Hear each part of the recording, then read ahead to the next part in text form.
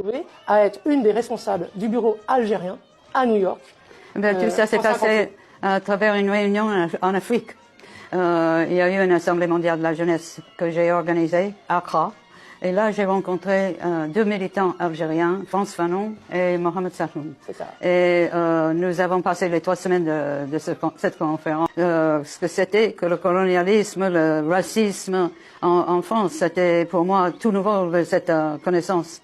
J'avais idéalisé la France à travers ses écrivains, ses peintres, etc.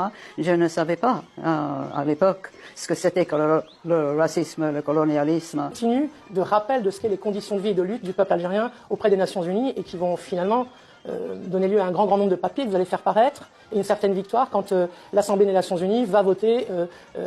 Finalement, en 1961, oui. L'ONU, l'Assemblée générale, a voté pour l'indépendance de l'Algérie, même que pendant des années, c'était difficile d'avoir cette résolution.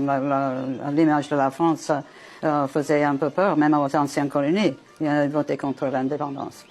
Mais en 61, c'était la victoire pour nous. C'était la victoire pour vous. Vous retournez en Algérie, vous allez en Algérie avec Mohamed Sahnoun. Vous allez être très vite impliqué dans le quotidien de ce pays. Vous allez devenir journaliste, vous allez travailler pour différents services de l'État algérien.